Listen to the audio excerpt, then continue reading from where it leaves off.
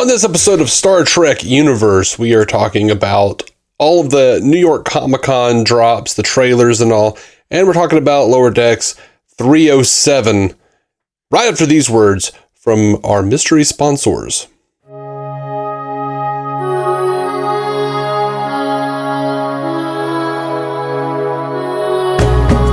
Welcome to Star Trek Universe, the podcast where you get to listen in on two lifelong friends sit and chat about Star Trek. My name is Matthew Carroll. I am David C. Robertson. Buddy, what are you up to, man? I'm going nuts because my internet is shit right now, and it's been getting worse over the last couple months. And we've been trying to get somebody out here. They're finally sending a technician tomorrow, they say. So yeah. The show sounds weird. It's because we're talking to each other over a phone. But we're still recording our own audio, so it should sound pretty close to normal. Of course, I can't. The thing that I get from recording over the internet is I get to gauge how close I am, how far away from the mic, that sort of thing, because I can hear myself. But right now, I can just hear you, and I feel like I'm talking to a void or something. I don't know. It's weird. Yeah, it's strange all the way around. And I used to do it's strange. I spent like probably the first 3 or 4 years of DC on Screen doing it this way, and now I don't do it this way. And now I hate doing it this way. It's like, this is alien and foreign to me.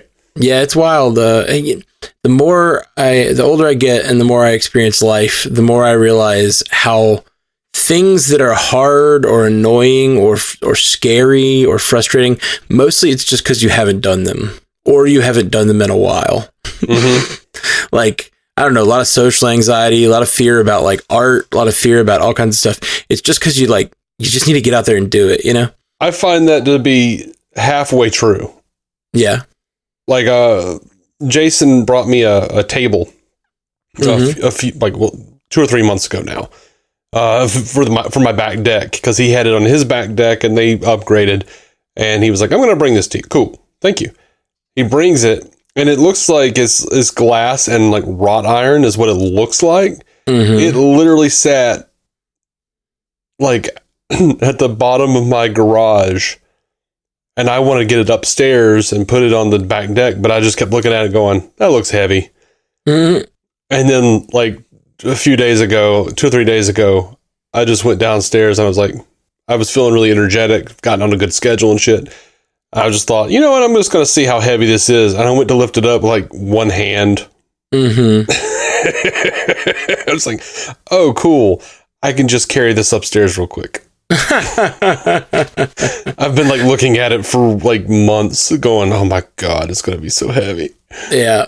Obviously there are things in life that are actually hard, but so many things we let ourselves get like caught up in fear though. Yeah. But then again, like every week I do at least one podcast, and every week I have the same anxiety. Really? You have anxiety about podcasting? I totally do. Like, I get sick to my stomach a little bit. Like, my nerves are just on edge. Yeah, like, I don't know why. Interesting. I really don't know why. I get that way sometimes, but it's rare. Normally, like, when I've seen a piece of content and I don't have much to say, or at least I feel like I don't have much to say. That's what makes me nervous. But even though I know I've done this for, a decade, and, like, I know my brain is going to formulate thoughts as I sit down, even if the thoughts are, I have nothing to say and here's why, you know what I mean? Like, it's whatever. Like, but I get that on occasion, but definitely not every time. Yeah. That would be frustrating for sure. I mean, I know a lot of comedians say that every time you get on stage, you get a little sick, right before. Yeah. People say that about, music too, but I don't get that. I am of the mind myself that like once you do things enough times, at least this is how I work. Once I do things enough times and I know with enough regularity, they don't really make me nervous anymore. Right. But I mean, obviously, I'm sure there's things. It also depends on how much weight you're putting on that individual thing. You know what I mean? Yeah. Like if it's just how heavy is this one podcast to you, or how heavy is this one video you're making, or whatever. Sometimes it makes it super stressful if like there's a thing you just really, are scared to do, right. Or like scared you're going to fuck up. I didn't have that Stan Lee thing in my head. Like every comic is somebody's first. Every podcast is somebody's first. Sure. I saddle myself with that responsibility. Like if, someone's going to listen to this, they're going to listen to this episode, first, and they're going to be like, well, if all podcasts are like this idiot. Yeah, I have that same thing, and that's actually like the thing that is driving me right now, thinking like, okay, we got to move on to talk about Star Trek, right? Because that's what podcast this is.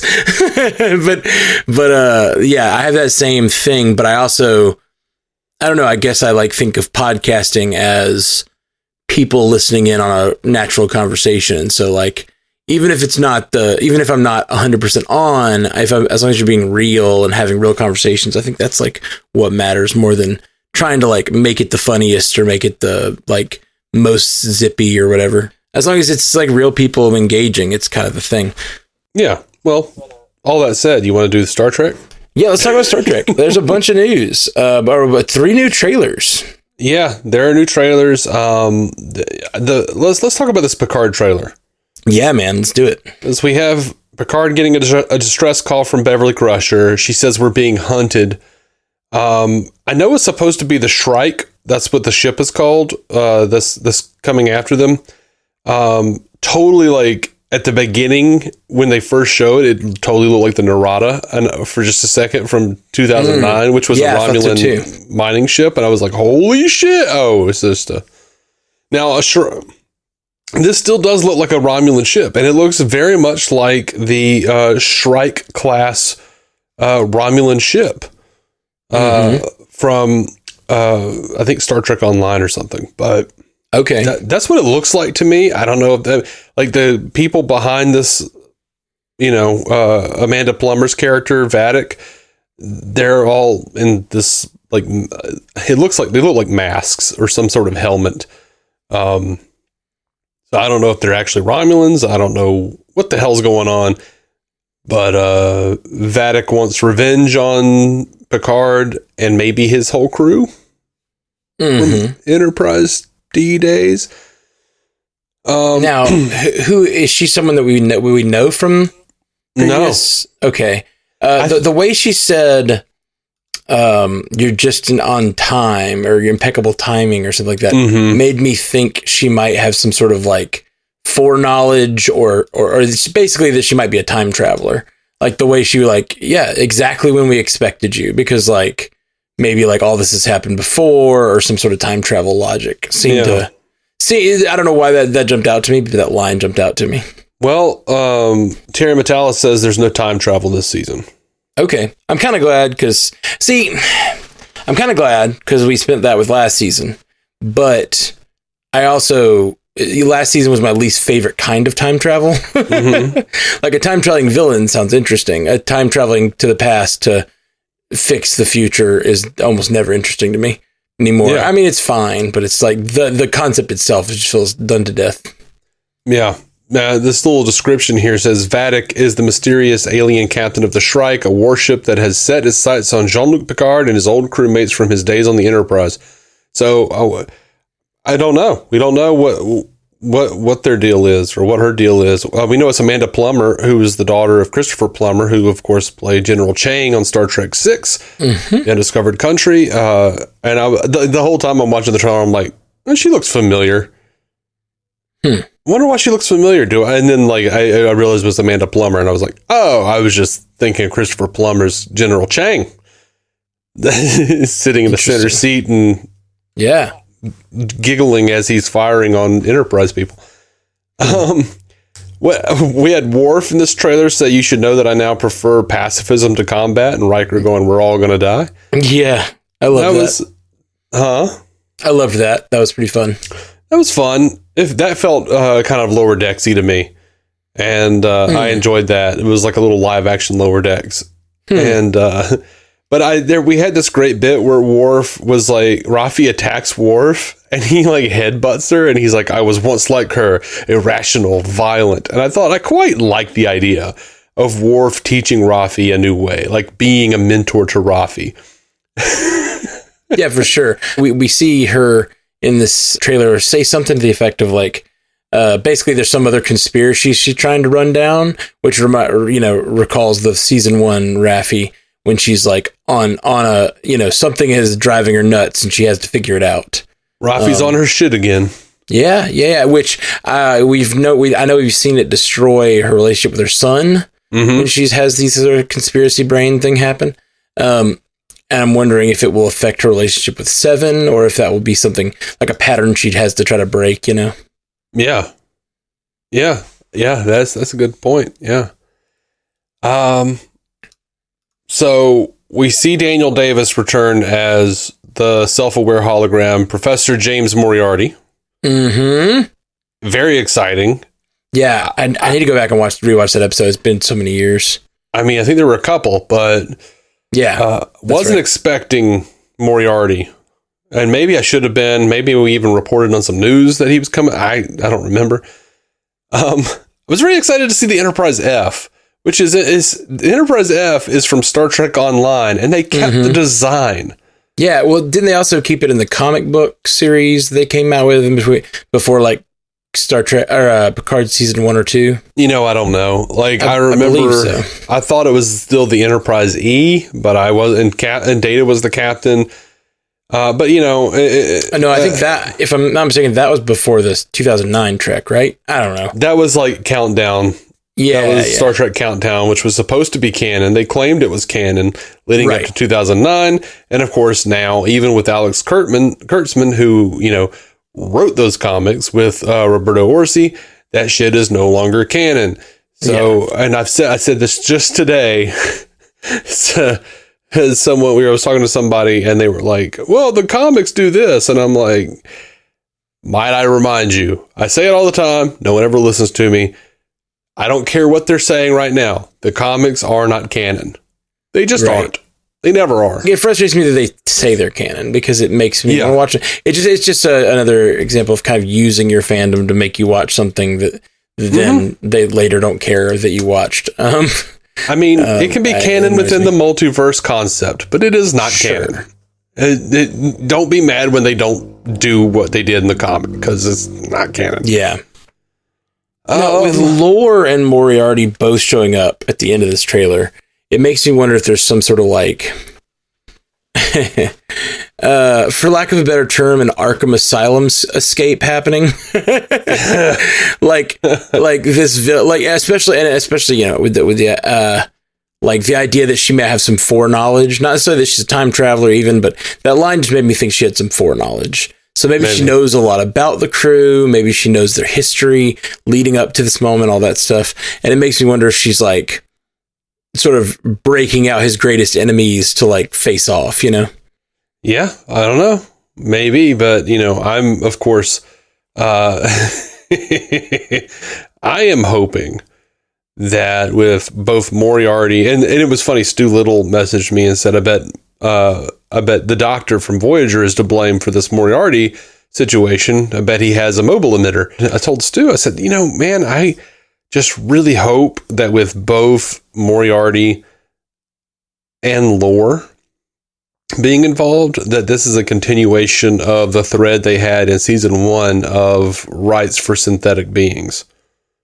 I just really hope that that's the case, that that's what they're doing. Yeah. I don't know. I agree. I think that could be interesting, but the fact that the two synthetic beings that we're seeing here are both villains, like classic mustache twirling villains. I feel like I don't know that that's going to be the case. Yeah. I don't know. It seems like it's going to be, let's just fight these guys. I mean, maybe that's what they do, man. I don't know. It looks like a pretty action-packed season. So that's exciting. And at the same time, I'm like, I very much care about them doing a good job wrapping this character up. It's kind of like last season. I cared about them wrapping certain concepts up, and then they did like a bunch of action at the end, and I was like, okay. It's like I could take it or leave it, and I feel like it's spending a lot of time on the action. But if the action's meaningful, I'm down. It's just sometimes it feels like, okay, I know Picard and none of his crew is going to die to like a random foot soldier attacking his Paris location or whatever, it's just going to we're just going to figure it out. By the way, Stu said, I was mildly angry when Worf said he was a pacifist, but then he headbutted Rafi. And I was like, oh, so he's more a warrior monk who's prepared to throw hands, just doesn't want to all the time. Yeah. He says, I prefer pacifism. He doesn't say I'm a pacifist. Right. I said you could take the warrior out of the way. Mm-hmm. But not the way out of the warrior. You can totally imagine, based on that tone of the, oh, we're all going to die, them being like, Worf, I thought you were a pacifist. He's like, I said I prefer pacifism. Yeah. In my head, there was like some weird thing where I've seen a few people like kind of drawing back on the Worf as a pacifist thing.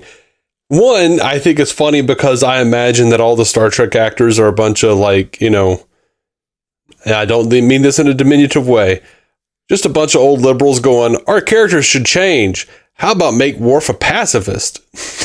Right. Which is fine. I think that's a cool thing. I feel like, Nimoy's Spock became more emotional and embraced his human side a lot more as he got older.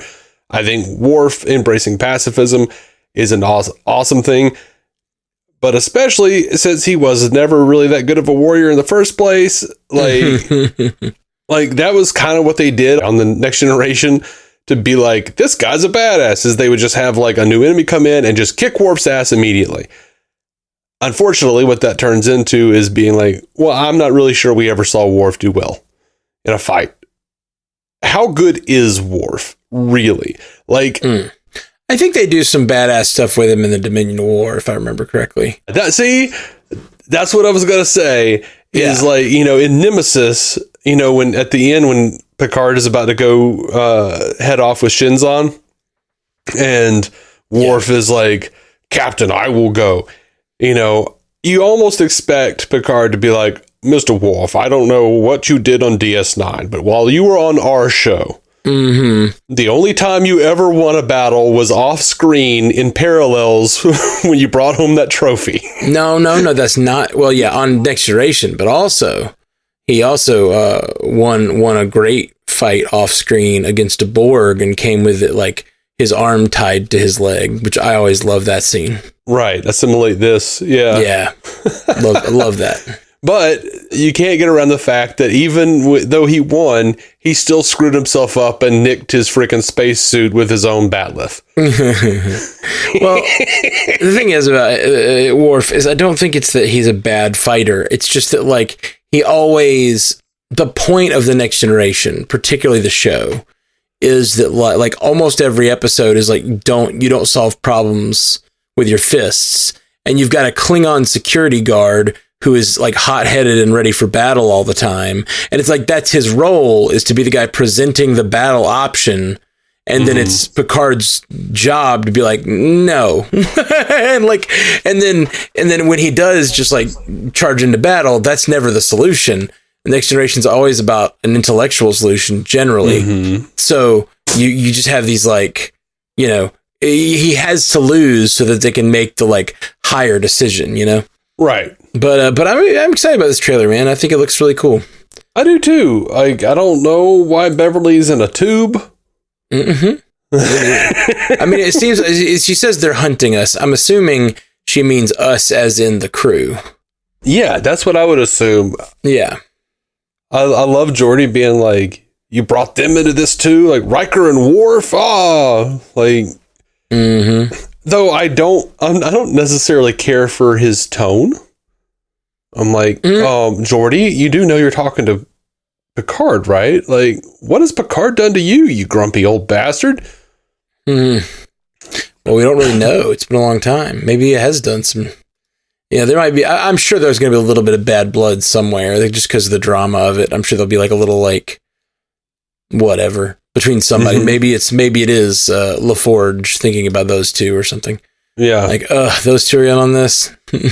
Well, I mean, I think there may be an answer to why Geordi has so much tension. Is we've got we're going to be introduced to his two daughters, Ensign Sidney LaForge, who is going to be played by Sharp Chestnut, right?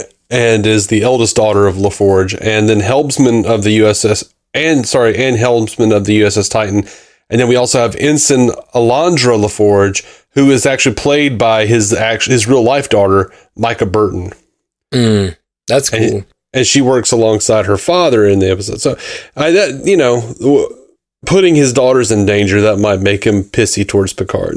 Yeah, and we know that at least Riker and Troy have their own child to look after. So if, I could definitely see him being upset for them to be like called into the situation.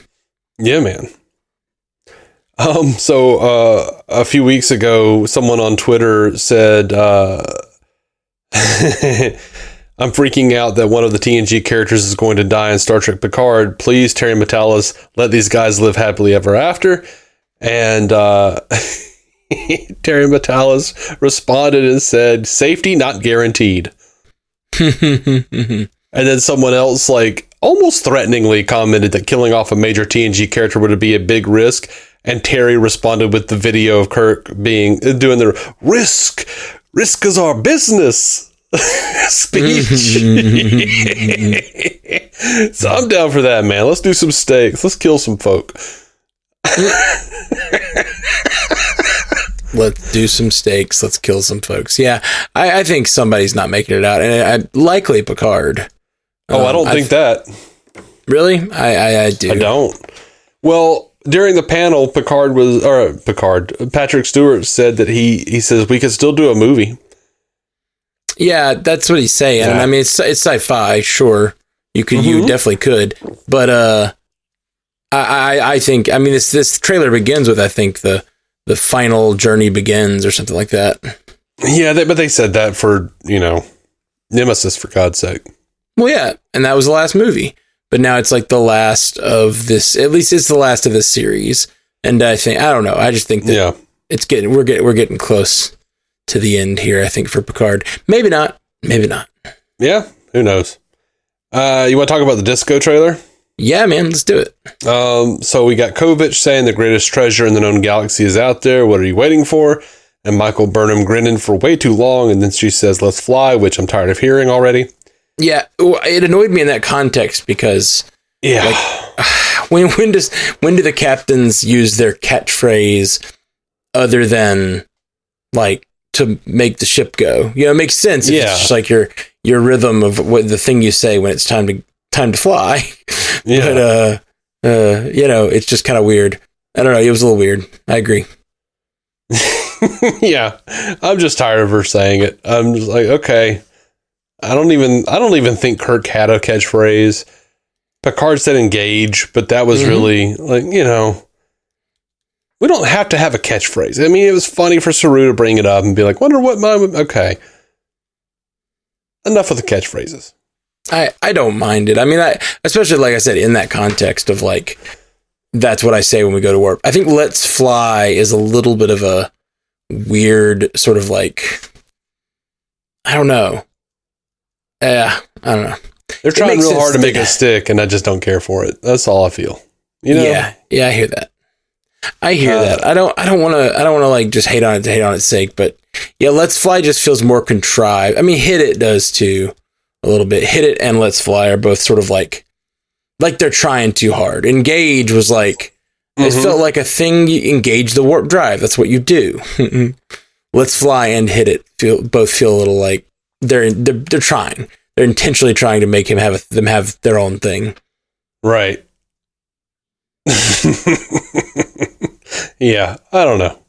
I feel like they're like somewhat fourth wall breaking or bending by having the captains trying to work on their catchphrases, because I feel like that's what the writers are doing. Sitting like, what's something cool they could say?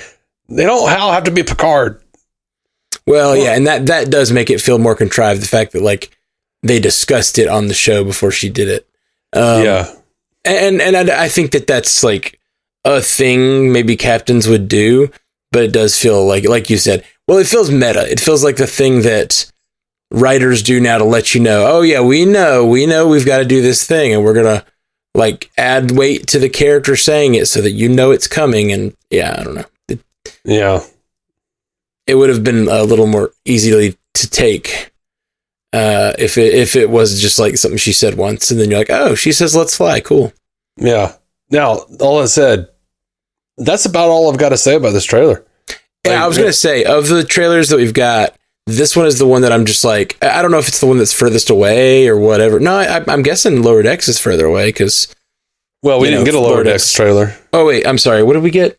Oh, Prodigy. Prodigy comes out October 27th. We don't have a release date for season 5 of Discovery. Right. That's what I was gonna say, and then I realized, wait, Lower Decks, and then I realized I'm confused because animation. No, I meant to say, of the 3 trailers, this one, the Discovery trailer, feels the most,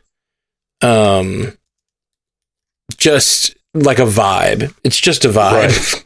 It doesn't feel like there's much going on here at all. Y'all treasure hunting this season. And what's the greatest treasure in the galaxy? What do you think? I don't know, but they kept showing what looked like a, alien Rubik's Cube. Yeah. So I don't know. Is the greatest treasure in the galaxy adventure? The greatest treasure in the galaxy was the friends you made along the way. Yeah. Some bullshit like that is probably what it's going to be. Like, the greatest treasure was within you all along, Michael. Well, it's just kind of weird. Yeah, exactly. It's just kind of weird to have them looking for a treasure, period. It's like, because they're Starfleet. Yeah. It's like, and I know that it's probably not like an actual treasure. It's probably like, some particle that'll allow them to feed everyone or some whatever. Like, it's going to be something more like science fiction and more useful in their world than just like money. But it just feels weird to say, like, we're going to go on a treasure hunt. Yeah. I saw someone online being like, what is the greatest treasure in the galaxy? What worth does that have to a society that doesn't have money? And I'm just like, dude, it's like 1,000 years in the future, and the galaxy is basically Detroit at this point. Of course, they have money now. Yeah, it's true. It's true. Like, well, that's the thing is, like, they're trying to build a federation, but the thing about the federation is and like the economic system of the federation is it is only possible due to the fact that the first thing that you hear when you like look at like the history of the Federation and their turn towards, no money is that we solved all scarcity. But this is not a world without scarcity. This is a world where they're still to beg, borrow, and steal to keep the Federation alive, right. Yeah, and also Earth solved scarcity, but still clearly has some sort of monetary system. Something is happening. Oh, sure. DS9 often reference certain credits and things and rations or whatever. So, even on the original series, it's always when they're interacting with other cultures or people outside the Federation, generally speaking. Yeah. There was even a bit on the original series where Kirk got mad at Spock for putting himself in danger and says, do you know how much you're worth to Starfleet? And Spock starts to rattle off this really long number. Mm-hmm. And we don't know what the currency was. He was going to say it could have been like, hours or something. Yeah, it could have been like some weird metric that wasn't actually money. They've always just been really dodgy on whether or not, on what they actually use. For sure. Yeah, there's all kinds of breakdowns of the economic system that you can find. And it's all interesting. I like it. But it does still seem like within the Federation themselves, they don't use cash, at least. Yeah. So, you want to talk about Prodigy? Well, I was going to tell you, though, that we have some people joining the cast of Discovery, and we've got Callum Keith Rennie as Captain Rayner, who is described as a gruff, smart Starfleet captain who holds a clear line between commander and crew. He leads, they follow. Rayner's all about the mission, whatever it may be, and he doesn't do niceties along the way. His feeling is, you get the job done and apologize later. He has a storied track record of wartime success, but in times of peace, he struggles. Collaboration is not his strong suit. That said, if it serves the greater good, he is willing to learn, but it won't be easy. They're also bringing in characters Maul and La'ak, played by Eve Harlow and Elias Tufexis. I can't say that, whatever it is. Their official descriptions, Maul is a former courier turned outlaw who is highly intelligent and dangerous with an impressive strategic mind and a sharp wit. She goes into every situation with a clear plan and stays focused and clear-headed on her goal, even when things go awry. She's not intimidated by Burnham or the crew of the Discovery and will face down anyone who stands in her way in order to get what she wants. Locke is a former courier turned outlaw who is tough, impulsive, and fiercely protective of his beloved partner Maul. So long as he knows she's safe, he doesn't care about collateral damage or its consequences, a perspective that will make him very dangerous at times and will put him on the opposite side of Burnham and the crew of the Discovery when they come into conflict. So that's it. That's it for Discovery. And sounds like interesting characters to bring in. Hopefully, they get more development than Gray. Well, I'm excited to see some, a few more, whatever century this is, 29th? This is around the 29th or 30th? I thought it was the 32nd, but something like that. I'm excited to see them do a little more with that, like people from that decade, that century or whatever, because, it's almost weird that they've stayed so insular as a ship, Yeah, I agree. It is. I disagree with it vehemently. So we got this Star Trek Prodigy mid-season trailer. Mm-hmm. Looks great. Girl remembers, it looks like. I don't remember anyone's names ananymore. It's Gwen, right? Is it Gwen? Gwen or Quinn or something like that? Yeah, Gwen, I think. Yeah. Yeah. Girl.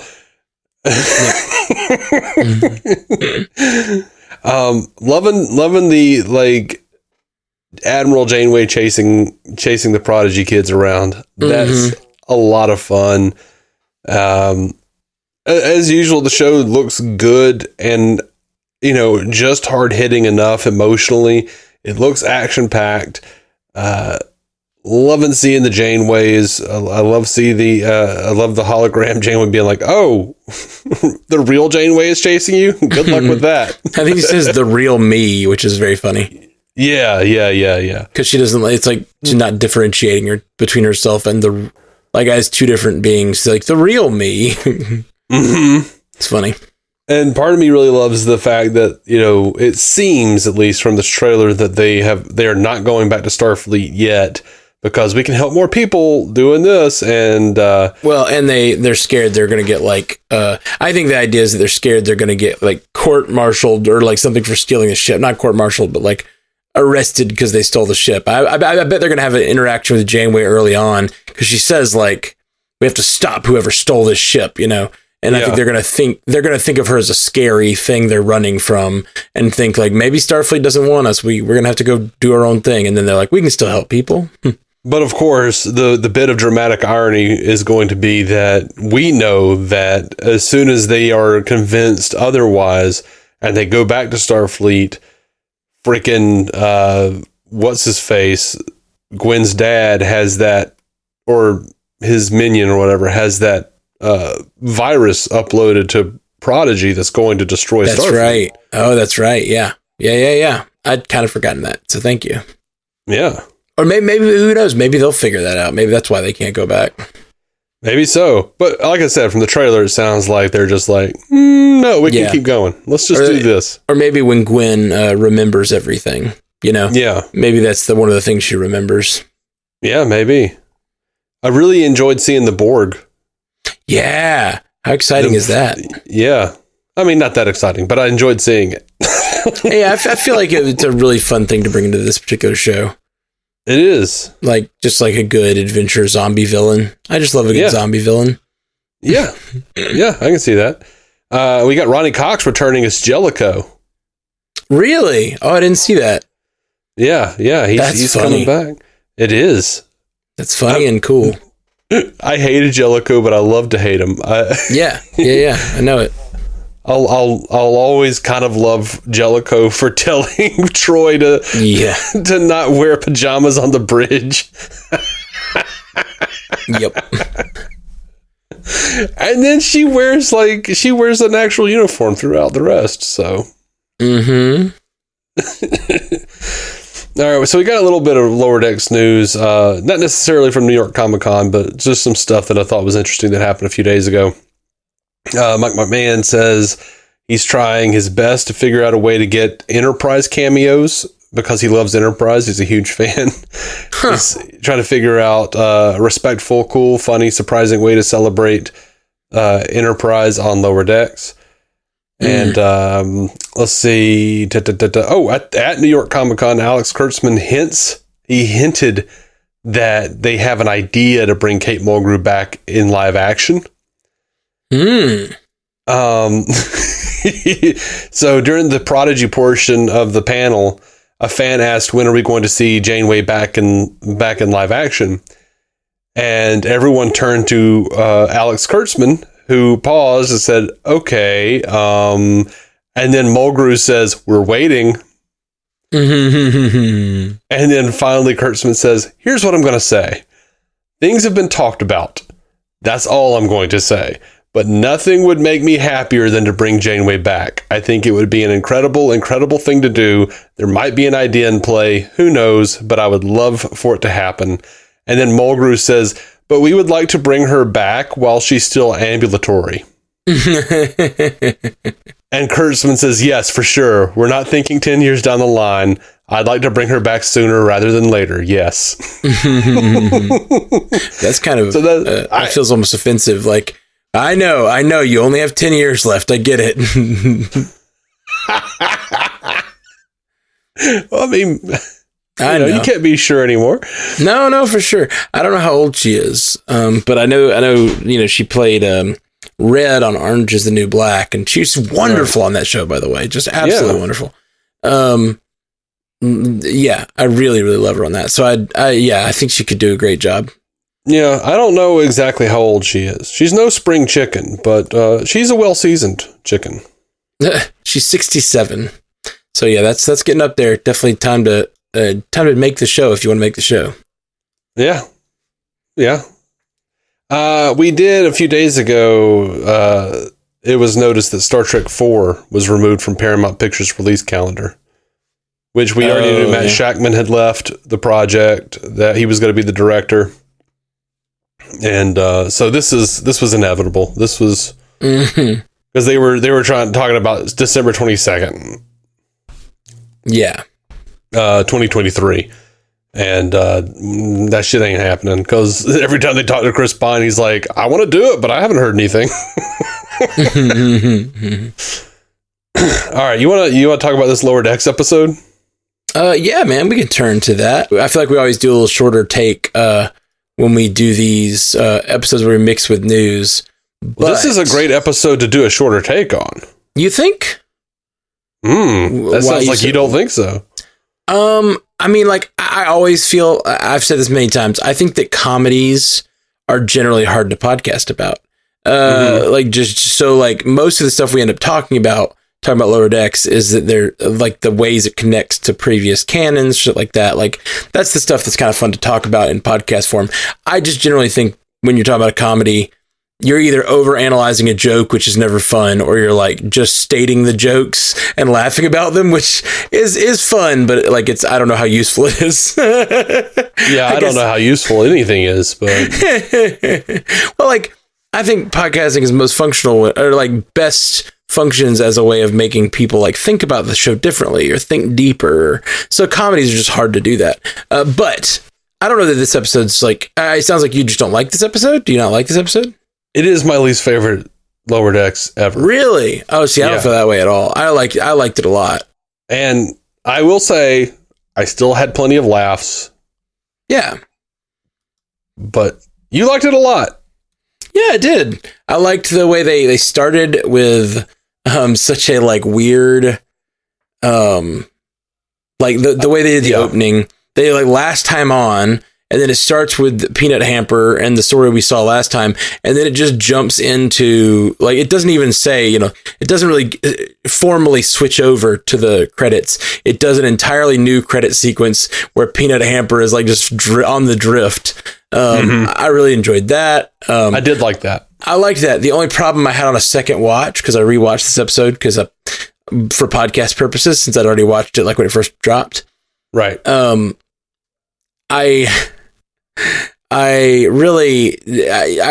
thing that like I really got annoyed by was the fact that like later in the episode she uses her little antenna to like contact Starfleet and to contact that alien race that attacks and to contact the Borg, or she tries to, and it's like, you were floating in space, like why didn't you use that? Like, she's like, surely they'll scan for inorganic life, which is like it's like a laugh line, or like it's a setup line to make you understand why she hates organic life even more.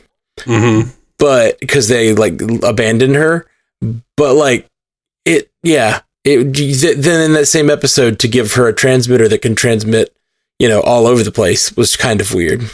Yeah, that doesn't make a lot of sense. I guess it could be said that. I wasn't sure if the dual transmitter on her head if they actually said that she was contacting that other race through that. I thought like she only did that after, like, I thought maybe she did that using the tech from, underground. That's possible. I was thinking like, how could she have upgraded on that planet? I guess maybe after the actor, or not the actor. Sorry, I want to talk about what's his name? Dwada. Like I don't know, man. I have it written in my notes for a very specific reason, by the way, and I felt very proud of this. So let me brag for a second. I recognize that actor's voice. Who is playing her bird boyfriend? Yeah, and it's because when he started screaming and getting really sad at the end, he's like, "Why would you do this to us?" He's like screaming, and I recognize that scream cry because he's Chad from Everything Everywhere All at Once. Oh, the sushi cook, and there's that scene where he's screaming and crying, and when he started screaming and crying, I was like, "That's the guy from Everything Everywhere All at Once." I had to look it up, but yeah, it was. That's funny. It was pretty great. Yeah, correct me if I'm wrong, but Peanut Hamper didn't get, because at some point she actually, like, you could see that they fixed the damage to her, and I assume they did that with the technology they had underground. So, no, did they fix the damage? Like, I mean, she was all pink and not scuffed up and shitty anymore. I thought she looked like brown. I couldn't tell what was going on with her, like, skin or whatever. Like, it looked like she was like maybe painted or something, but she was horribly scuffed up at first, right? And then I think around the time, when they did the wedding sequence, I think she was all like pink. Oh, well, in the wedding sequence, she also had a beak. She also had a beak.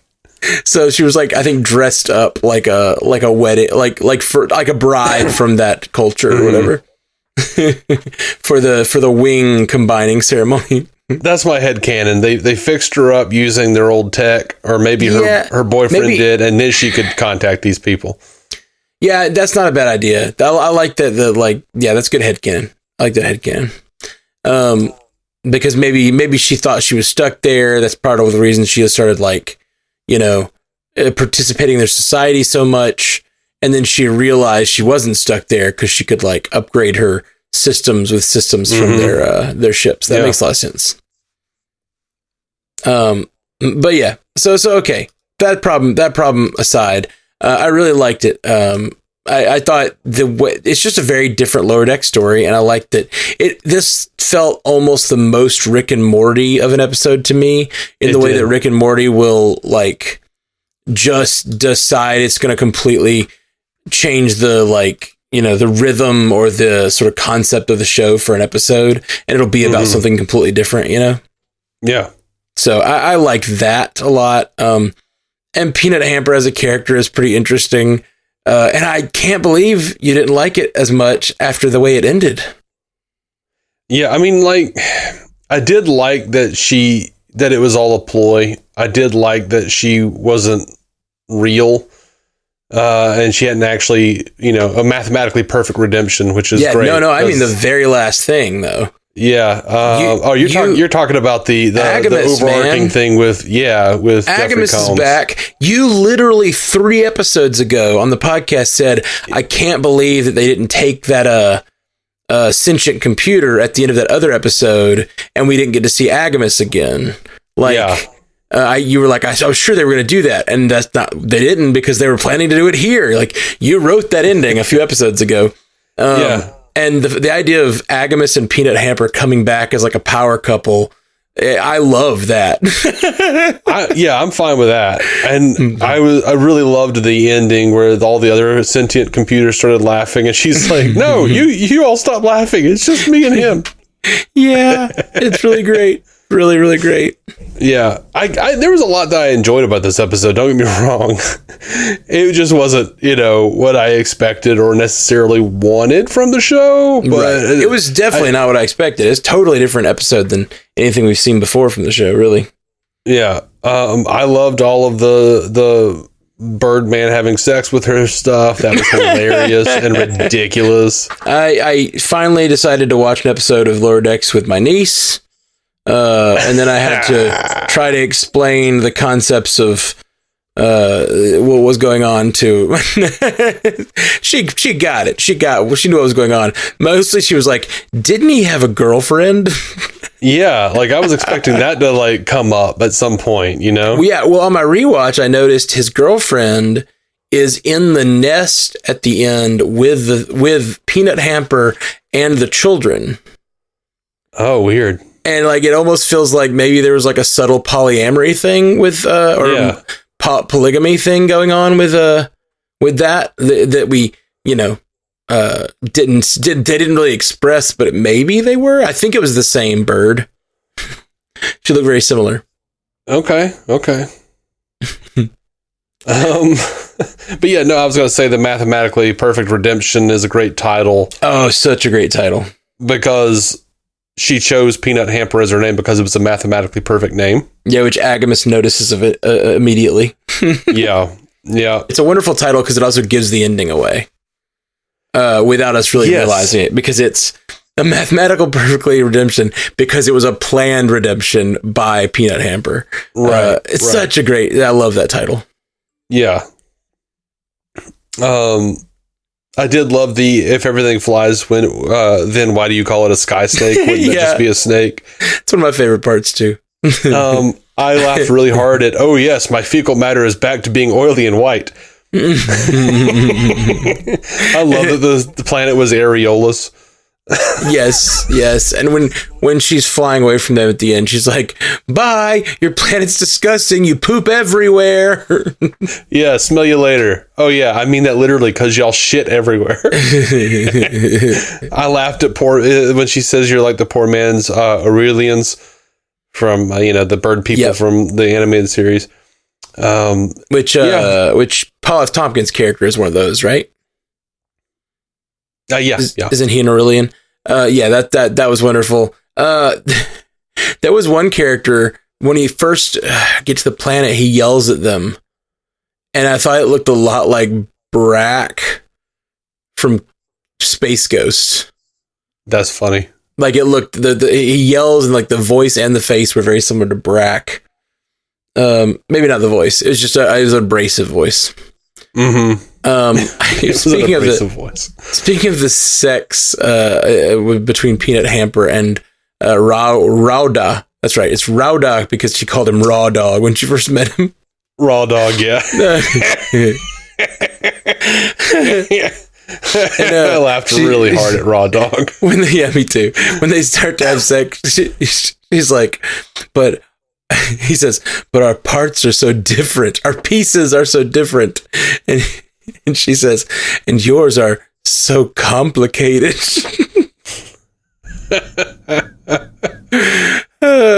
Just funny stuff. I lots of good little just laughs. But again, I don't know, there's just a lot of funny stuff. I just really like that we followed her as a protagonist through the whole episode, and then it ends up that was all just a ploy. We were never let on the inside of it. There was never even a moment for us to suspect that it was all a ploy because we're seeing it through her perspective, but that's just because we're not actually seeing from her perspective. We're just we're watching from the outside of that little robot. Yeah. I did love the line, I say we cut her open and release the tiny witch that runs it. Yeah, that was great. I loved when she said those bipedal bastards would just lock me up for going AWOL. They're so uptight about being betrayed. They did such a good job. I believed her so much when she's like, finally, I have a sense of purpose here. I'm not just like, I'm Starfleet. And then she like adds a little badge to her. Like, it's just so like, I was like all on board. And then it just was all a ploy. It's so good. Yeah. Will she ever get to Free Cloud and become a Dabo girl? I sure hope so. I just want like a Bonnie and Clyde with Agamus and Peanut Hamper. Yeah. It could be fun. Yep. I'm 100% ready for that. It could be fun. I'm down. I feel like they're going to slowly build up some like big, evil AI story. Maybe they'll meet up with like, what is his name, Brad or something from that previous episode. Mm-hmm. I'm no longer. I don't know. I'm Brad the pirate or whatever. I don't know. I forget what he says. Yeah, I'm talking about the character who was on the Phoenix. Mm-hmm. Oh yeah, I know. Yeah. I don't remember what his name was. Yeah, I want to say Greg, but I'm not sure. Greg might be it. Yeah, Gary. One of those very like generic male names, which made it funny. I look forward to seeing him again. The fact that you say one of those generic male names reminds me of that bit from Kimmy Schmidt where Titus is like talking about the guy that he's dating. He's like, I followed you and you brought some guy home. He's like, oh, you're talking about Jeff? He's like, Jeff? What kind of name is Jeff? And then like he keeps talking. Every time he mentions Jeff, he calls him Jorf or something subsequently. I've never actually seen that or much of it. I saw the like first half a season maybe.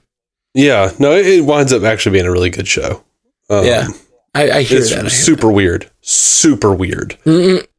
Like just awesome. So bizarre, but it's good. Nice. Well, yeah. What else you got? What else you got? I have an email from Stuart.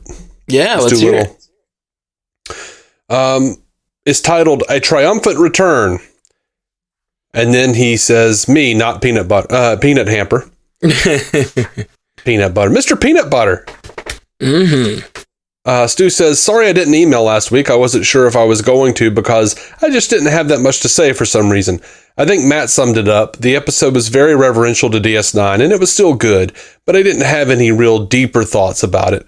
It was nice to have Kira and Quark back, and they were used in a fun way, though Shax's familiarity with Kira kind of means he must have been a terrorist at some point in his life, no? Well, I mean, Kira was technically a terrorist, but that's what the Cardassians called them. They were resistance leaders here. Mm-hmm. One man's terrorist, another man resistance fighter. Yeah. Stu says, also, why would a book about Orion pirates be the bad kind? Because there were boobs on the cover. From what we've seen of their culture, I'm pretty sure Orions love boobs. I think they don't mean like bad in terms of moral quality. I think he meant like he didn't actually learn anything. Yeah, it's like it's just smut. It's not like actual information. It's not literature. Yeah, or it's definitely not like a history book or some way he's like learning about his culture. It's just like a book that maybe sort of fetishizes their culture. It's schlock. It's the Fabio romance novels. Exactly, yeah. On to this week. And that was certainly an episode of television. Mm-hmm. Sorry, this was probably my least favorite episode of Lower Decks so far. It was just so dumb and random feeling. Seemingly intentionally so. Not to mention gross in a couple of parts. Those were my favorite parts. That's what redeemed the show for me. Stu says it certainly didn't help that the main cast were barely in it, and we follow an intentionally obnoxious and unlikable character in Peanut Hamper. Even typing her name is aggravating to me. Being a jerk to the new species before her supposed turn. It was almost like they were trying to do the Star Trek equivalent of an episode of It's Always Sunny in Philadelphia, but without the X factor that makes that show about horrible people work. There were some nice parts that were good. The beginning with her being stranded in space was well animated, and her situation was amusing and had me wondering where it was going. By the way, I'm sick of the Wilson jokes. This is me talking, Dave talking. I'm sick of the Wilson jokes. No more Sophias, no more Wilsons. Castaway was like 20 freaking years ago. Yeah, but it allowed for such a great joke with her just being like, just no, Sophie, I'll be by your side forever. And then as soon as as she needed to, she's like, only one of us can make it. Bye. Yeah. And that was another nice little foreshadowing of exactly end of the episode. Yep. Just showed her character and showed her, even if she like for a second seems to have, feelings for someone, it's just, so I have, based on that, I have a feeling she won't be genuine in her love for Agamus. Oh yeah, no, of course not. Stu continues. Peanut Hamper asking to hear a raw dog sing and it scaring the living shit out of her was funny. I agree. Mm-hmm. Yeah, it was that great. made me laugh really hard. And Jeffrey Combs coming back as Agamus with a tease for possible more was nice. Though, would an exocomp be locked away in a Daystrom Institute compartment like that with rogue AIs if they're recognized as an intelligent life form and culture by the Federation? Wouldn't they be more likely to be incarcerated like any organic offender would have? Also, I would agree that expecting someone to sacrifice themselves on their first day on the job was a huge ask. I feel pretty bad being so critical on it because it does seem like a lot of work would have been needed for this. Designing a new world, a new race, another resembles an Earth animal, so we'll base all of our humor around that type. But they didn't use it as an excuse to get Dr. Miglimoo into the plot. And a couple of battle scenes too, though even that I'm down on because of the weird we beat them, no wait, they came back, so we need to beat them again pacing of it, as if they were struggling to fill the runtime. I think it could have been decent if they had reworked it to be from the Cerritos crew point of view. Begin the episode with them getting the distress signal, going to the planet, have Peanut Hamper tell a shortened version of the events leading up to this and her needing the help to defend the planet. The characters have differing opinions about if she's really changed, and it ends up with the same confrontation and reveal that she was a phony. Anyway, a disappointment, but I'm confident it'll pick up for me next week. I don't think it would have worked with the crew POV. It could have. I liked the way they did it. I think that this was I don't know. I just like when people break the format a little bit. I do too, generally. I think my biggest issue is just that Peanut Hamper is so obnoxious. Yeah, I guess I don't mind. I don't mind Peanut Hamper. I don't mind Peanut Hamper at all. They're fine to me. Like she's obnoxious, but yeah. Yeah, I don't know. That's fine. Doesn't bother me. Yeah. I mean, clearly I thought a lot of the episode was really funny. So yeah, man, lots of good stuff. Awesome. Thanks, Stu. Appreciate you, man. And thank you for agreeing with me about last week. I feel like Dave last week when you agreed with him. Yeah, Stu said because last week we said that we should make Stu the arbiter. Yeah, like we have disputes. We need a third opinion. Yeah. And Stu sent this just, I don't know, these little game playing cards. Yeah, the Star Trek game playing cards. Yeah, like the Star Trek collectible card game. Mm-hmm. And it was like altered so that it was Stu as a captain, and he said, I accept the position. And it was good stuff. It was like, had his little stats and stuff. It was a lot of fun. So I guess that's what's happening now is, he's the arbiter of discussion. It's an interrupt card. Mm-hmm. It says Stu Little was chosen to administer the Star Trek universe right of discussion to determine the winner of a debate about a Star Trek episode. The ritual concluded when one host was deemed to be more correct than the other. I had 2 strongest STUP'd hosts at one location battle. Place on winner to score points and nullify host slap fight. If killed, points transferred to opponent. Yeah, that sounds like he's played that game before. Yeah, do you have one for every podcast you listen to, Stu? Like, I wouldn't put it past him. Anyway, I wouldn't put it past you, Stu. It was a good episode. It's a good episode. I dug it. I know it's not you guys' favorite, but I had fun. Yeah, wasn't my favorite, but I still enjoyed it. Like, even the worst episode of Star Trek, which might be Genesis from Next Generation. Mm-hmm. Even that one I enjoy. Yeah, to some degree. All right. Well, lots of good stuff tonight. We got a good episode of got a good lots of good new trailers and an episode of Lower Decks. So, I thanks for joining us, guys. And I guess we'll be back next week with more Lower Decks at least. And who knows what else they may drop. Who knows what else we may drop? True. Not me. All right. Joel on True. Live long and prosper. Thank you for listening to the Star Trek Universe Podcast, a Stranded Panda production. If you'd like to hear more from David C. Robertson, check out the DC On Screen podcast or maladjusted.tv for his web videos. If you'd like to hear more from Matthew Carroll, check out the Marvel Cinematic Universe podcast or listen to his music. Just search for Matthew Carroll anywhere you get music.